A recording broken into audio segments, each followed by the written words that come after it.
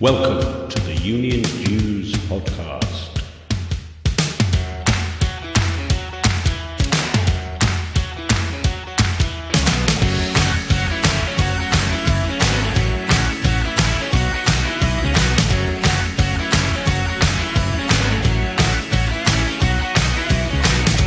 The UK's only all things union podcast, designed for your downloadable digital delight and appreciation. In this episode, tech workers get unionised in UTAW. That's a tech workers union, not a state in the US. Mel Simms on why we cannot forget the young. The Labour Research Department gives us the lowdown on home working after the pandemic. And Josiah Mortimer has his radical roundup. Hello, welcome to Union Jews, the UK's only all things union podcast. I'm Simon Sapper and we have a fantastic episode for you. This time round, our special guests are going to be John and Mark, two officers from the fairly newly formed Union of Tech and Allied Workers, or UTAW. They've had a tumultuous first year in operation, growing the union from zero, dealing with employers who think London is just an extension of New York when it comes to employment rights, and what life is like as a national branch of the much larger, much longer established Communication Workers Union. We'll be getting the lowdown on how the pandemic has changed thinking about home working and what we as unions need to watch out for from the Labour Research Department. Also, of course, the indomitable Professor Mel Simms, Professor of Work and Employment at the University of Glasgow, with her thought for the week this week, musing on why we could never forget younger workers. And we have the equally indomitable Josiah Mortimer with his preview of this week's Radical Roundup. All the news that you probably won't see about the trade union movement in the mainstream media.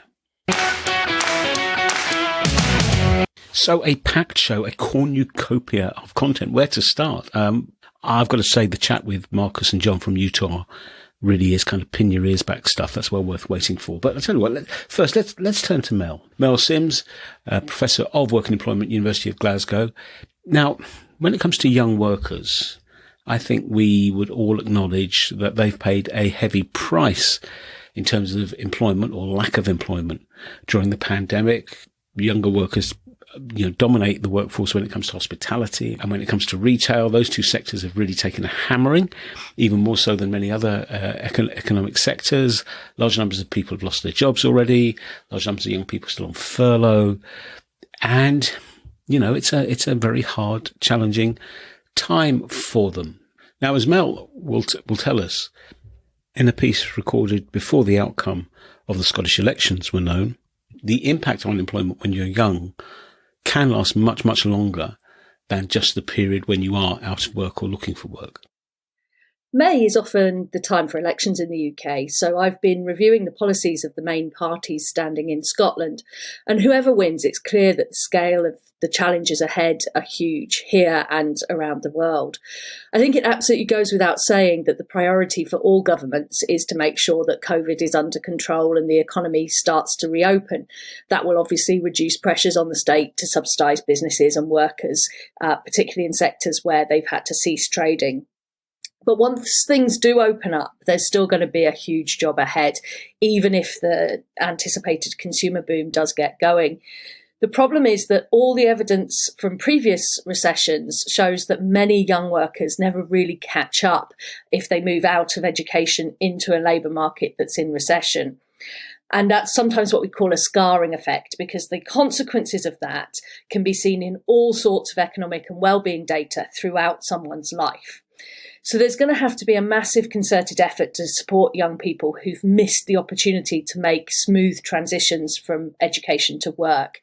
And initiatives that are being discussed by UK political parties include some very interesting ideas around things like a young person's job guarantee, supporting specific sectors such as retail and hospitality, which are often the first destinations for young workers moving into employment. Ideas like paid internships are also being discussed, particularly for graduate workers. And of course, many parties are looking at the whole structure of skills and vocational training and looking at how they can invest and support that further. And all of these are important initiatives. But the thing that's sort of missing, I think, from the agenda at the moment is the commitment to making this an ongoing investment. So politicians, but also the rest of us, need to pledge not to forget these young people. Our lives will soon start to return to something that looks a bit more like normal. But they are going to need to continue to have support from the state, but also from the rest of us as employers, managers, colleagues, friends and family. And that, if you like, is the job of work ahead of us as well as politicians. Thanks for that, Mel. Really important issue that's raised there, because if there is this scarring effect, and there is consistent literature over decades that demonstrates there is a scarring effect in the way that Mel has described, and you can find links to some of those papers, by the way, in the companion blog to this podcast, which you can find over on the makesyouthink.com website. So if we have the scarring effect, what do we do about it? Well, the kind of conventional wisdom, again, is you are very, very careful about how much you pay younger workers, because you don't want to price them out of the labour market. You don't want to price them out of a job. And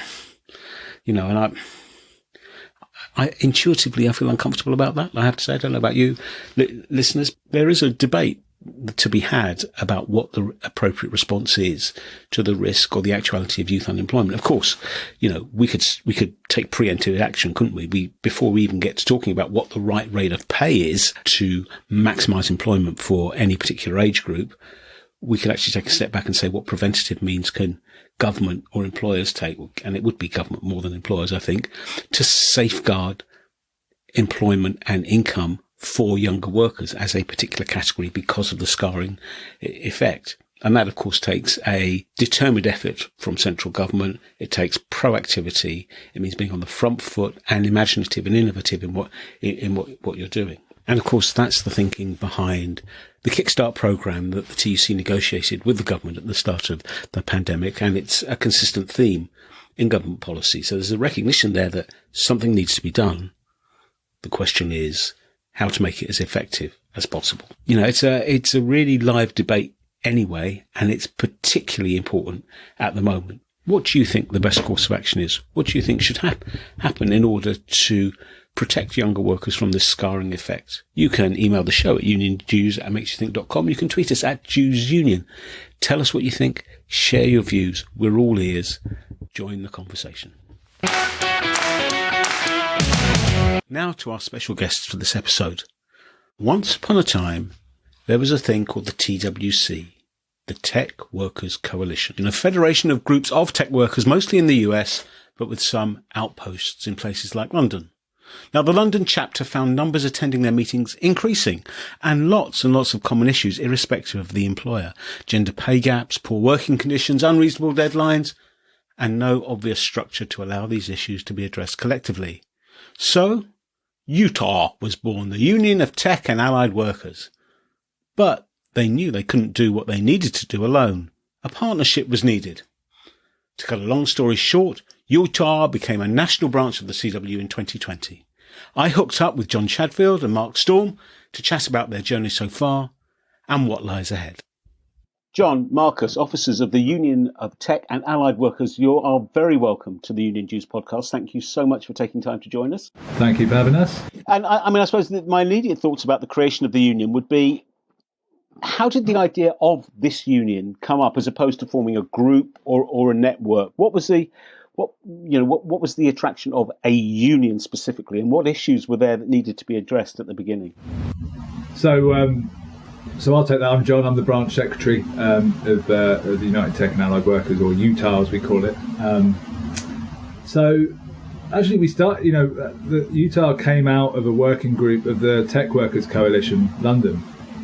So the Tech Workers Coalition is a large network of activists and labour organisers all around the world that really actually came out of Silicon Valley in the States, which is obviously the home of the tech world. And I was part of a small group of people that was at that first Tech Workers Coalition London session that we had in real life when we were doing those things back in 2019, I guess, early summer 2019. And when we all came together, it was very obvious from the start that a lot of us were looking to not just organise, but actually take advantage of the union opportunity that's available to us in this country compared with our American counterparts, who have to go through a lot more strenuous process, a card pledge process, in order to win a union.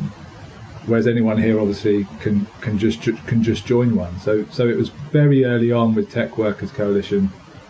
It was set as a goal to create a union, and that working group was set up very early on. And that working group, we ended up becoming UTAW, and we ended up talking to different unions and discussing different options and finding the right fit for us, and here we are. Gosh, yeah. I mean, we'll come on to the relationship between UTAW and the Communication Workers Union in a moment. But what was it that, even when it was still the Tech Workers Coalition, what were the issues that were confronting people who you would seek to recruit who have already joined, which led them to say, yeah, what we need here is not a group or a network, but we need the power of a union? Well, I think in the early days, we held regular meetings in the Mayday rooms off Fleet Street, and we'd get really good turnouts. And about every week, we'd kind of get 10 to 20 new people who were not coming from any grassroots organisation or the labour movement, were tech workers. And every time we'd introduce the concept of unions and organising, and the same stories came up. It was gender pay gap, it was bullying in the workplace, or it was, I want the company I work for to hold themselves to the ethical issues that they claim to be. So some of the big tech companies, there were some fantastic grassroots movements within them, Microsoft, Amazon, Google, about various social justice things. And actually that's where a lot of our activists have come from. They've not come from the trade union movement. Of all our members now, hundreds of members now since starting, very few have got a trade union background. Even on the committee, I think there's only a handful of us that have been in unions for our working lives. The rest have come through grassroots activist movements that might be social justice related, might be climate justice related, but that's where they've seen the benefits of organising, and then that's articulated into them connecting the dots of, there's no representation for labour or the workers in this sector for very good, valid historical reasons, particularly in this country. And they've connected the dots saying, okay, well, maybe we can organise on these terms as well. And then the actual things, the actual cases, the actual problems and complaints are no different to any other workplace. They're fairly standard bread and butter stuff for any trade union. So Marcus, what's been the attitude that you've come across from employers? I mean, a lot of them, in the same way that workers in this sector have not been organised for a period of time, employers are not used to dealing with a collective voice. Have they pushed back aggressively? Have some welcomed it? Has COVID changed things massively? How has it been from that point that you described, John, to where you are now? So my name is Marcus Storm. I am the comms officer for UTAW. I talk to the press regarding UTAW's activities. In addition to that, I am a rep for UTAW, so I do get involved with dealing with casework on an ongoing basis. And it's really interesting that you've asked, Simon, what the attitudes are towards us, because I honestly think that from everyone we've talked to, everybody we've worked with, that there's a generational shift in the attitudes towards unions. I think the last time the unions were in the news every day was maybe the 80s. And now there's a lot of young people, especially, with no living memory of what that time was. And furthermore, a lot of those people work in tech. And people are coming around to the idea that unions are a force for progressive employment rights. They're here to protect our workplaces and make sure that we are represented in our workplaces. So, in actual fact, the question as to are employers perhaps hostile to UTAW showing up, I found that a lot of employers surprisingly welcome the formation of unions, because it makes it easier for them to deal with their staff in one way or another.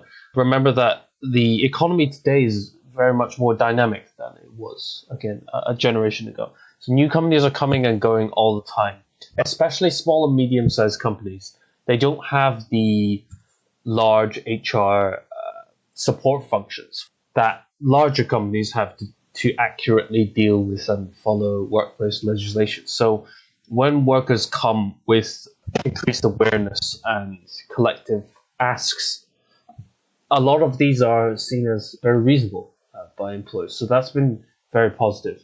I know people, I won't name them, but heads of companies who are saying, it'd be really interesting, actually, it'd be really good to have a union present in our workplace, because we want to see that. We want to see employees be engaged with the workplace. It's basically a reversal of all this newspeak, really, of employee awareness, employee well-being, and so on, but formalized in a way that makes it easier to deal with on a legal basis. Well, that's good to hear. And certainly, listeners, if you Google UTAW, you will see the results of Marcus's efforts, which is a slew of really positive, wide range of publicity for the union.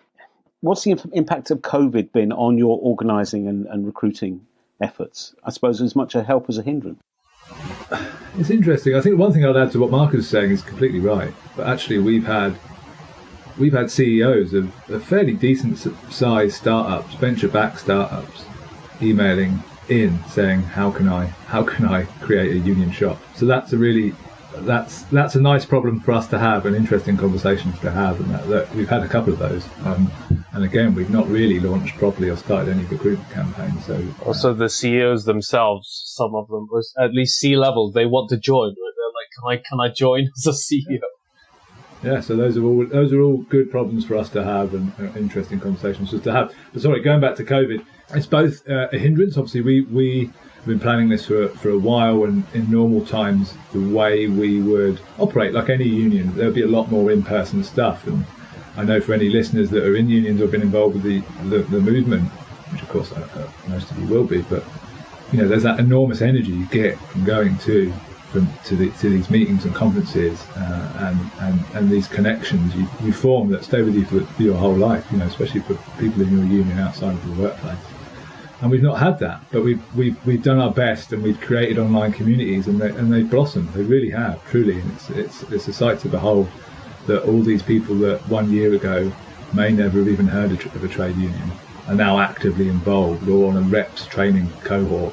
Something I'm very proud of, and I know that everyone else involved with, is COVID's been bad in the sort of lack of face-to-face, but it has highlighted some issues that have been underlying for a while, and brought people to look for solutions outside of the ones that are offered by their employers, right? When you're being bullied and gaslit and your mental health is being affected, you don't want a free month subscription to a mindfulness app. That's not going to do it for you, right? HR aren't going to look after you the way that they think you might think they will. They might hasten your exit, but really it's only a group of fellow workers organised into a union in the way that we are, that people can turn to, and people will come to us in enormous periods of crisis, and they found a friendly ear and practical advice and actual material support to help them through their thing. And we've had lovely messages from people that didn't know about, that's, as Marcus said, like, there's a generation of people in their 20s and 30s now that, thanks to essentially what Thatcher was doing in the early 80s and levering all the arms of the state to crush and propagandise against workers organising, they've not heard of unions. Not even the propaganda anymore. That's rolled out of the information flow, like even the anti-union propaganda. So, the TUC has done work on this, and when they try and talk to young people, the biggest problem they've got is the answer is, what is a trade union? I don't know what that is. Yeah, I mean, I've been into rooms full of 80 to 100 17 and 18-year-olds, and I say to them, hands up if you know what a union is. One or two hands at most. That's because their mum's a teacher or their mum's a nurse or something, or Exactly. I suppose people would say, if a union like UTAW can't make the most of technology in a pandemic, then there's no hope for the rest of us. But I wonder what's on the current agenda. What are the objectives in terms of organising and negotiating at the moment? I know you've just launched a campaign about remote monitoring and surveillance, which I think is very, very timely, as working from home in some cases becomes embedded in a post-pandemic norm. But what else? What are the main things that you find coming across your desk? I'd say there are a few main objectives we have. So firstly is related to, obviously we want to grow UTAW. We want to make sure that anyone who has the chance to be in UTAW gets the chance to do so. And to do that, they have to be aware of us. They have to know we exist, firstly. Because it's your statutory right to join a union if you want to. And we know a lot of people, so many members, as John said, have come to us and they said, it's so exciting that I get to be part of this because I didn't know this existed. And I would have signed up even earlier if I had. So that's the first objective. The second objective is to help with the enforcement of existing regulations. So what John said about the generational shift away from unions. Now, one of the consequences of that has been decreased awareness of workplace rights, especially when, again, work is becoming more and more fragmented, more and more discretized. You have lots of workplaces with workers coming in and out, and they have no time to share knowledge, and everything's a bit transitory. So existing regulations, even going back to the health and safety 1974, I think that's very important. I have a couple of friends who I was speaking to during the pandemic. And one of my friends, I went over to his house when things lifted a bit last summer. And he'd been working on this wooden stool for about 6 months. And I said, why have you been working on this wooden stool? And he's like, he's just moved to London. He hasn't been able to go and find a proper chair. And I'm there thinking, this is probably illegal because you have to, as an employer, provide your employees with the equipment they need to work safely and effectively. And if my friend suffers some sort of injury because of this, then I'm pretty sure they'll be liable. But again, I didn't know. And he didn't know because we don't have people in the workplace even acting on these very, very old and I'd say fundamental regulations such as health and safety. And these change, these evolve because working from home is a different environment to working in a factory or in a Royal Mail branch or something else. So existing regulation, very important. Data Protection Act 2018, very important. We are still working through this ourselves. We're looking at when is monitoring legal? What steps do employers have to take? Because they do have to take steps under existing legislation to tell you if you're being monitored, to let you know how your data is being used. And there have been court cases that other unions have gone through regarding this. So not many people are aware of this. And the third aspect, the third goal is to keep an eye on future legislation. So the Data Protection Act 2018 is the UK's implementation of GDPR. We've left the EU now, so we don't have to have that anymore. And there were rumors earlier this year that the government would try to change that legislation. And we feel responsible for looking at any proposed changes very, very, very closely and examining the consequences that it might have on the workplace. Because if it's not us, then who is going to look at it? Who's going to represent the workers from our side? So those are the three goals. So firstly, expand the union to people who want to join. Secondly, to help enforce and increase awareness of existing legislation. And finally, look at future legislation and influence that. Great. I mean, that sounds like a full agenda. And I mean, membership, I think I read somewhere, I think it was somewhere in a CW press release, that membership has gone from like 0 to best part of 1,000 in a little under a year. Is that, am I in the right ballpark there? I don't think it's not quite 1,000 yet, but we've been around 7 months. We're getting close. Like we've exceeded expectations. We didn't really set ourselves anything too onerous because of COVID. Basically, we knew we couldn't do any big bang launches, and we had to take things slowly. But what we got to very quickly is a core. Well, I say a core, hundreds of people that were waiting to join a union, and then the ones that I talked about earlier, which came to it through different routes and different avenues. And Marcus is right. Like, one of the biggest jobs that we still got to do, in fact, the biggest job, is translating what a union is and does and the benefits to a generation that doesn't understand what they are, has no history, has no cultural history with unions. So there's an awful lot of work to do in just those three things. And yeah, there's plenty in the fundamentals of the labour law that you have in this country that we've got to make sure that people are aware of. And the employee surveillance is a fantastic first campaign for us, because not only is it something we're affected by, as tech has made the moves already to be remote first, but also who is more credible to talk about this than trade unionists that are all from technical backgrounds and genuinely understand the technology being employed against home workers. So already we're getting a lot of requests for comment from the press and all that kind of stuff as a credible source for a foil against the sort of the corporate PR spin on this. That's excellent. And we were saying before we got into the kind of formal recording stuff that you've now got 2 cohorts of reps that have both been through basic training. So there's a core of activists there who can help organise and meet that particular need. That's tremendous. Yeah, it's become self-sustaining a lot quicker than I thought it would. I think someone told me once when we were a small working group looking to get this together, they said the hardest thing is getting to 10 people that want the same thing, and then we seem to have, from 10 people to hundreds of people, we've done that in about 7 months. And in those hundreds of people, like I said, people have volunteered their time to take on, like Marcus has taken on a fantastic comms role, does a great job, and is a rep as well, and is an ambassador for the union. And we've got other people like Marcus putting themselves through that training and able to help and support other members. So it's become self-sustaining in a really rapid amount of time. That's a great credit to all those who are involved.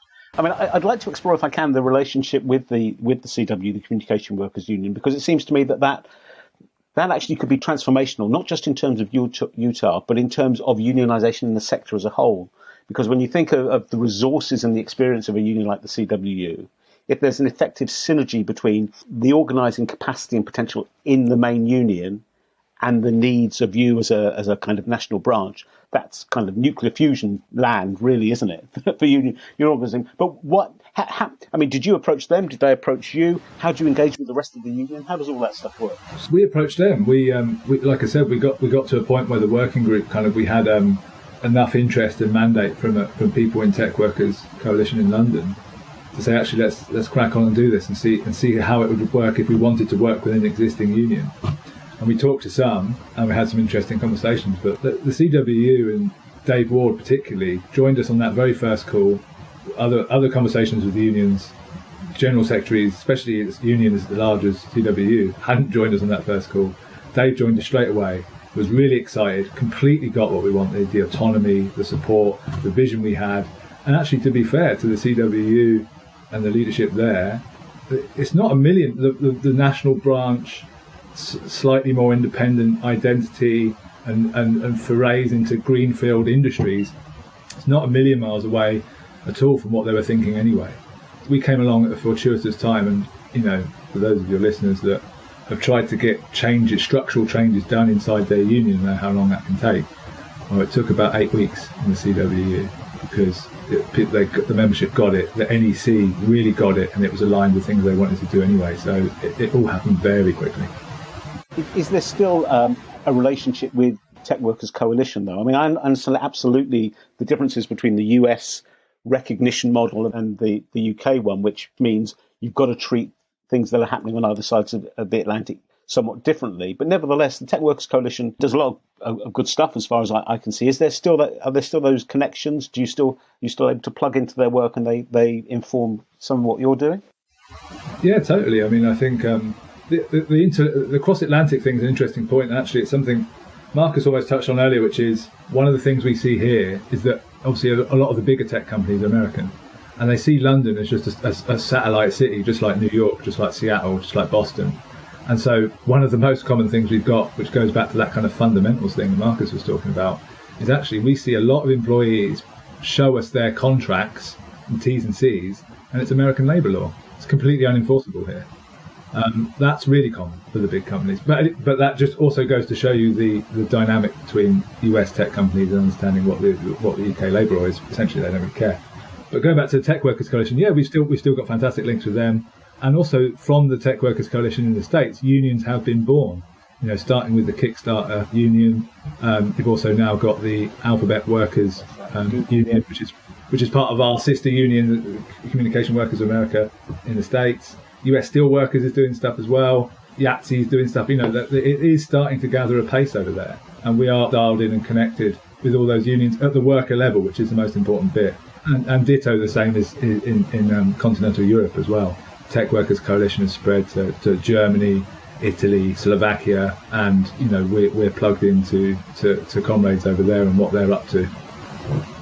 There's so much energy in this. This is what is so appealing and makes one feel so optimistic. But Marcus, I wonder, over the last 7 months or so, as there's been this journey, what are the things that have most surprised you, either for good or bad? I'm going to turn that question on its head, Simon.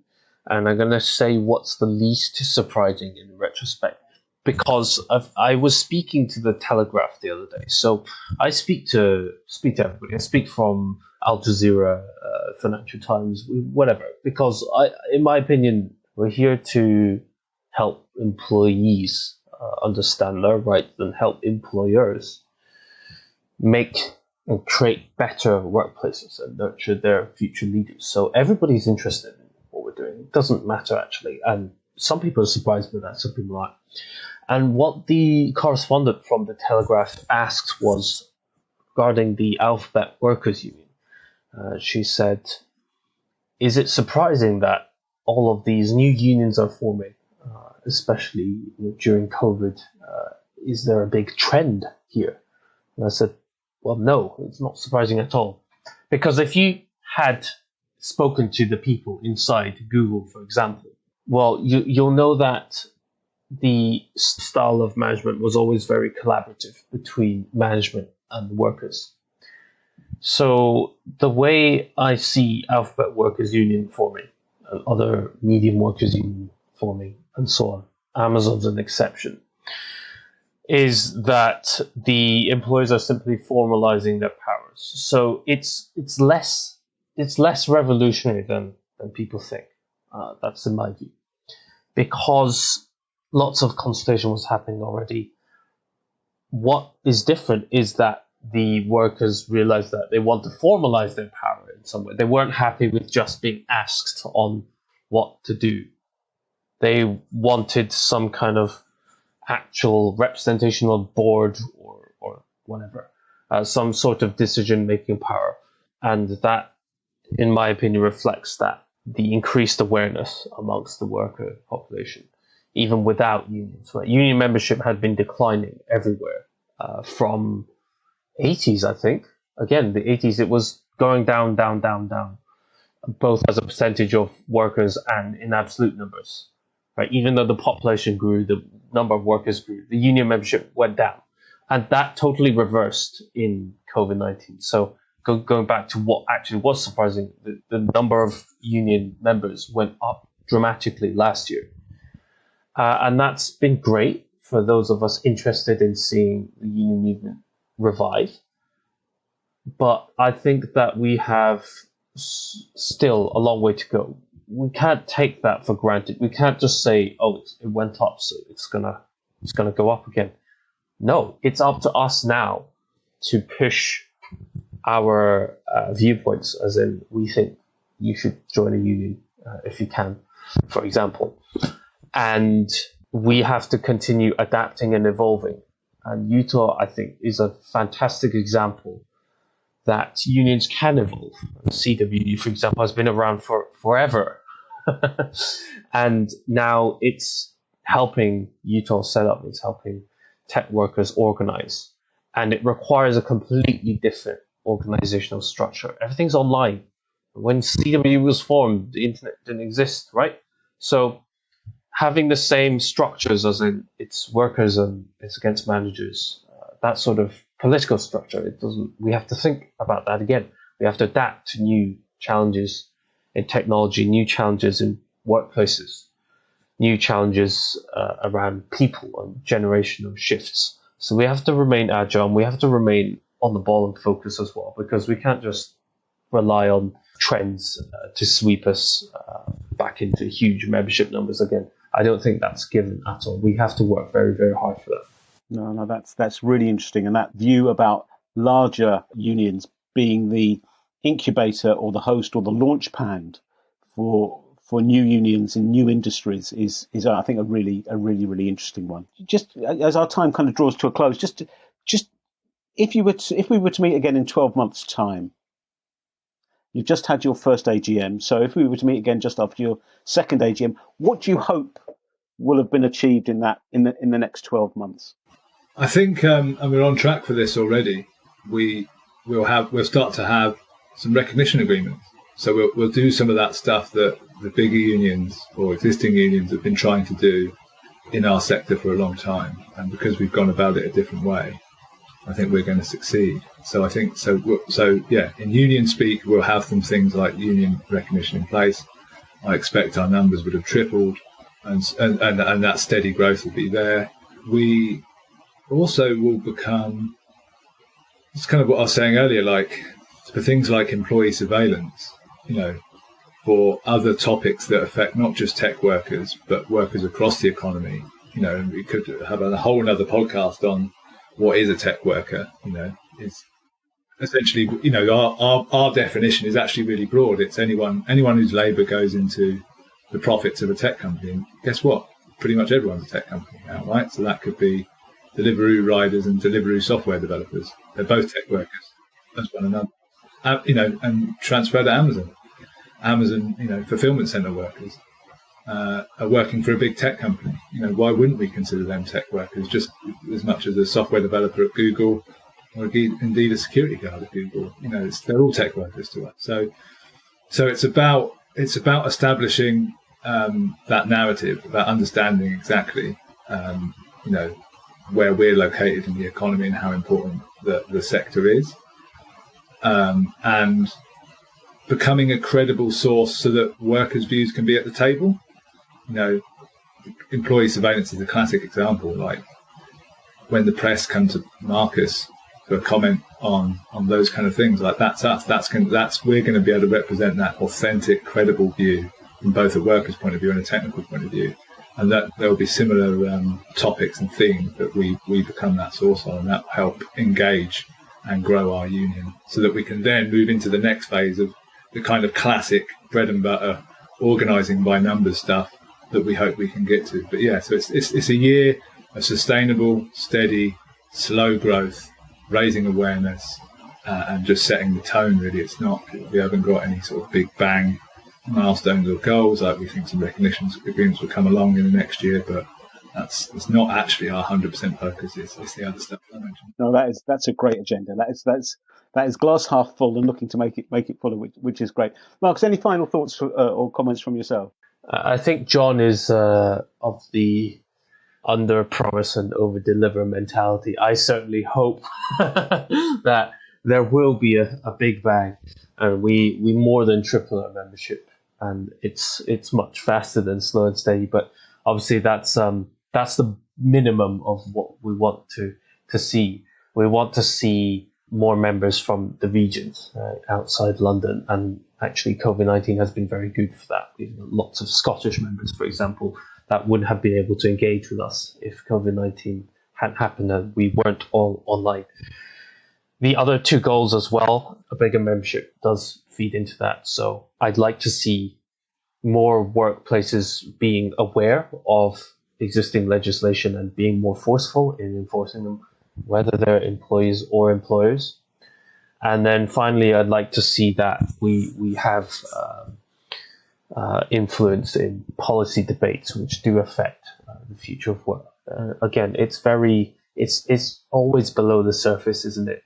Reforms to working regulations and models. So anything that comes our way, again, it's entirely unpredictable because we're not the government, we don't legislate, right? But any legislation comes out which we think could be better, then you can count on us to fight that.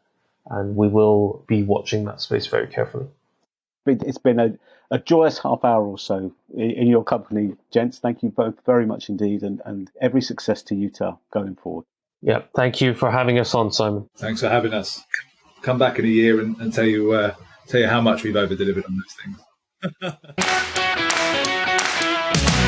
My thanks to John and Mark for really, really good discussion. You can find out more about UTAW, including how to join, at utah.tech/about. And I'm sure you'll agree that each one of those issues could be a Union Jews episode in itself.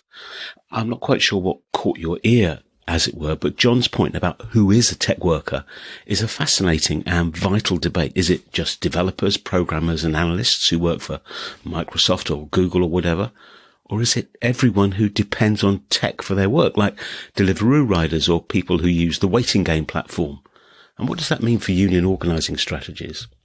Then there's the proliferation of unions working in the tech space, as well as UTAW. There's Prospect, Community, Unite, NUJ, the Game Workers Union, which is part of the IWGB family, the TCU Creators Union. I mean, in fairness, there is room for everyone, given the still low number of members, but some sort of joined-up approach would seem to make sense. You can read more about all this at a new online publication called Tech Worker, conveniently located at techworker.com. Full disclosure, by the way, I'm on their advisory board. John and Mark also touched on the differences between pathways to recognition in the US and the UK. I'm really not going to dive into that one here and now, but the legal framework for union recognition really does make a big difference in recruitment strategies. And finally, there's the whole idea of flexible union structures. Mark was wrong on one point. The CWU hasn't been around for ages, only since 1995, when it was formed from a merger between the UCW and the NCU. But in that time, it has had national branch structures, not just for UTAW, but for postmasters and members working for the old Alliance and Leicester Group. The adaptability of union structures, or not, can have a profound impact on alliances, partnerships, mergers, and growth. I could go on. I really could go on. But what's your view? What was the most exciting, interesting, or just helpful insight from that session with John and Mark? You know what to do. UnionJews@makesYouThink.com or Twitter @JewsUnion. Let us know what you think. Now, one of the things that COVID-19 has clearly done has been to change the working lives of millions of people. And as restrictions start to ease, obviously employers, employees, unions, we're all considering how much home or remote working we want to maintain or sustain in the post-pandemic world. Because broadly speaking, home working's proved to be really popular. At the peak of the pandemic, 40% of workers were home-based, and 75% of employees across a broad range of industries want some form of working from home once things get back to normal, whatever normal is, and more than 1 in 10 would prefer working from home all the time. But of course, there are downsides as well. And therefore, the publication by the Labour Research Department of a negotiator's guide to home working could not be more timely. I was very pleased to have the chance to sit down and have a chat with report author Nathalie Towner. So, Nathalie, this new Labour Research Department publication on home working, what's the kind of size and shape of the issue here? Well, basically now is a period of huge transition. You know, we've had large numbers of people working at home since March 2020. But now as lockdown eases, we're looking at more permanent working arrangements. And it's really important that all of this is done through negotiation, not imposition. And unions are obviously wanting to be involved in this process and to ensure that the employee voice is heard.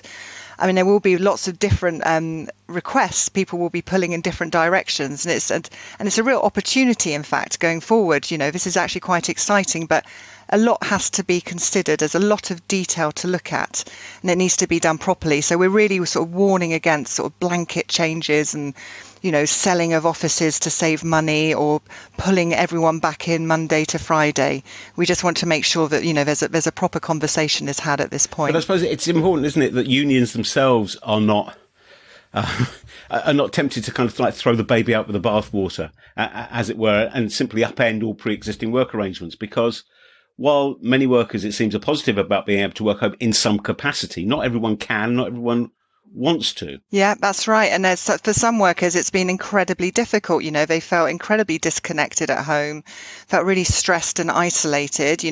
Obviously, sometimes it's quite practical. They just simply don't have the space at home. They're not set up. They live in small flats.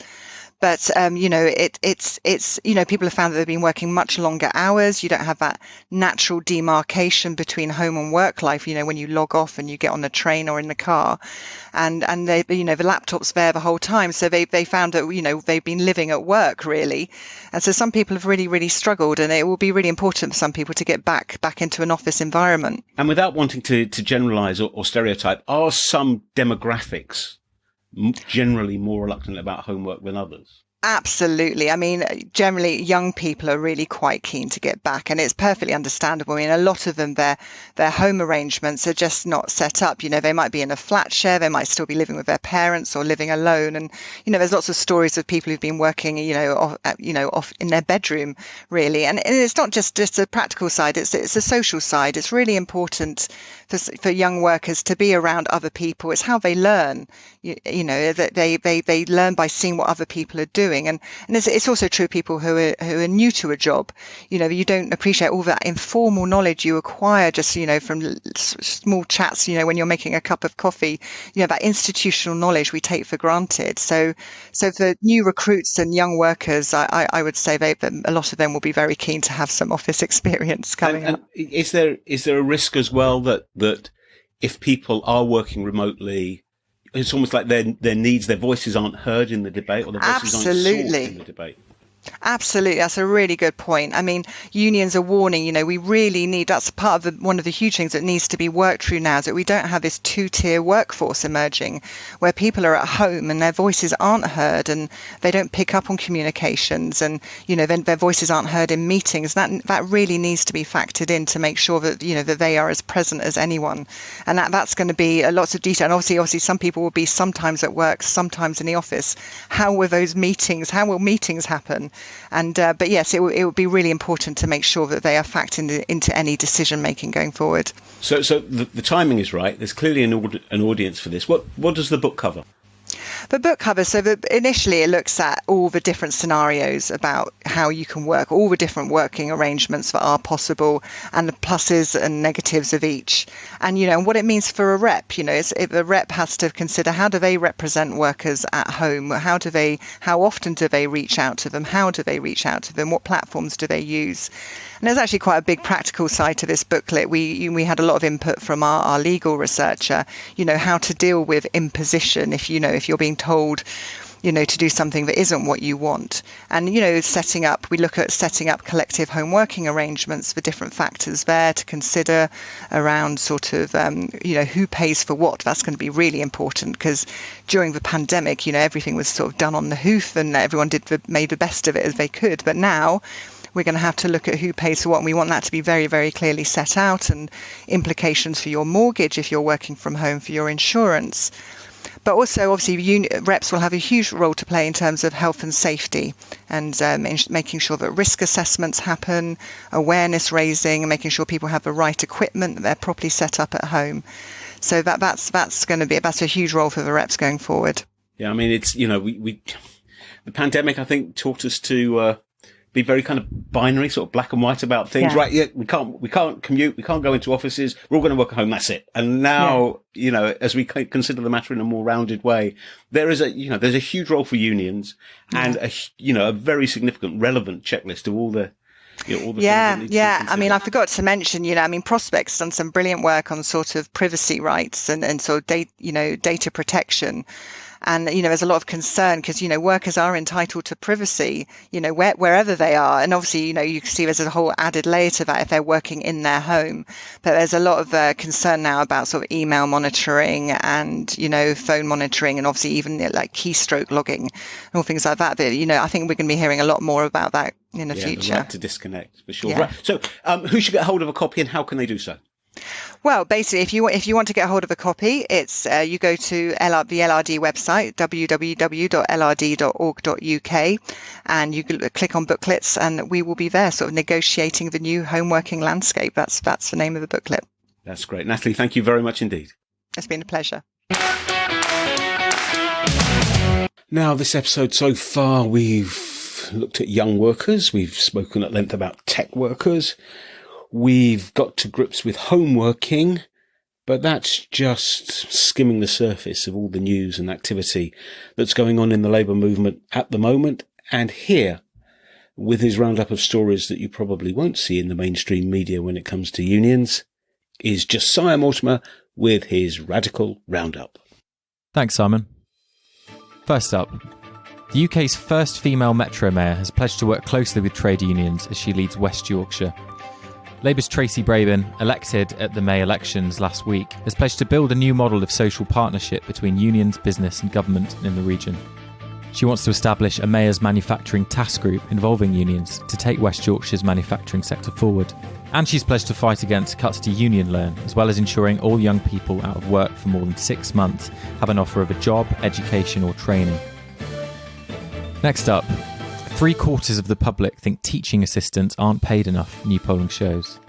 The poll conducted by Survation on behalf of the GMB union found that 74% of those polled said that the average teaching assistant's earnings of just £13,800 last year was too low, with half saying that it was much too low. GMB is calling for a substantial pay rise for school support staff as part of the local government pay claim to make up for a decade of what they say is real terms pay cuts under Conservative governments.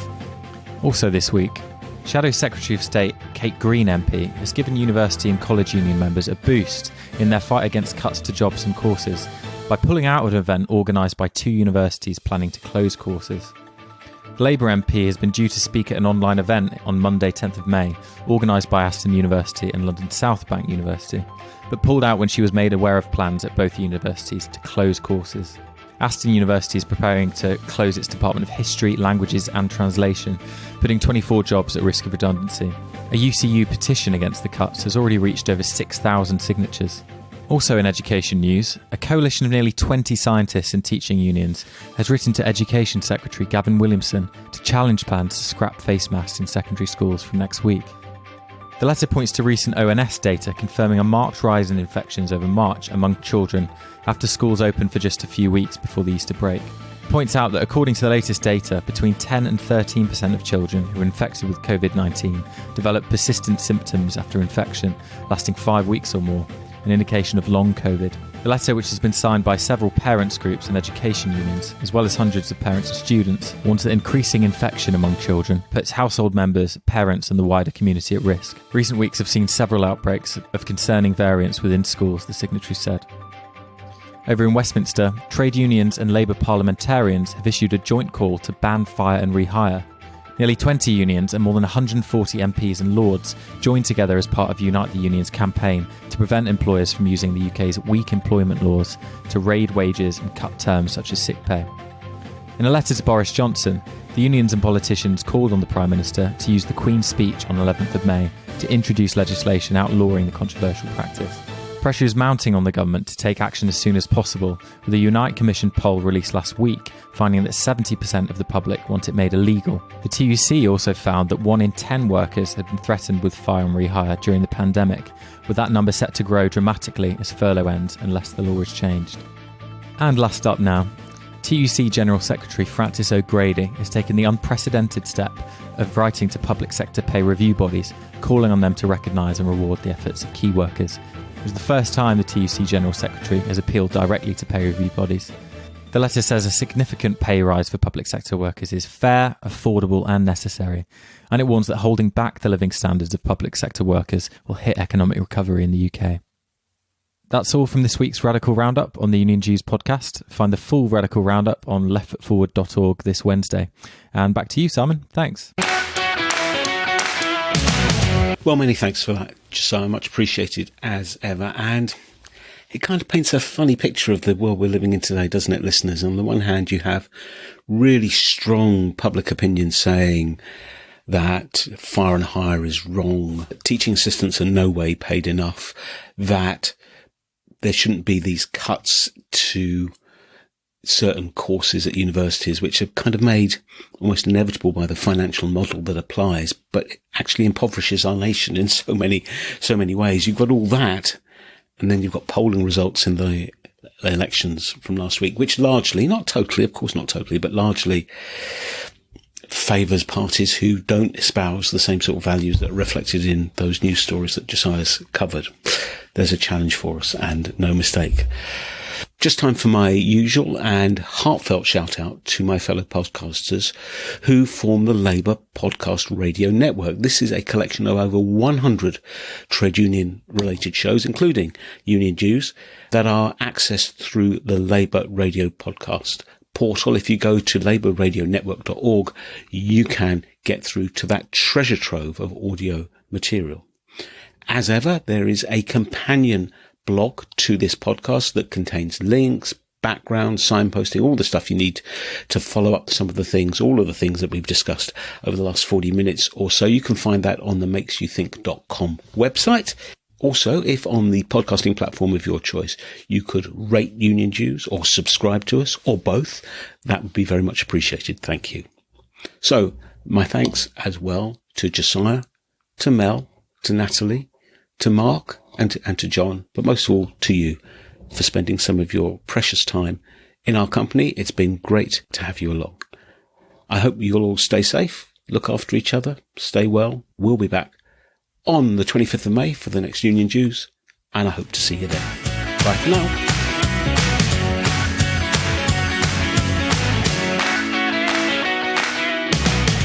The Union Dues podcast is presented by me, Simon Sapper.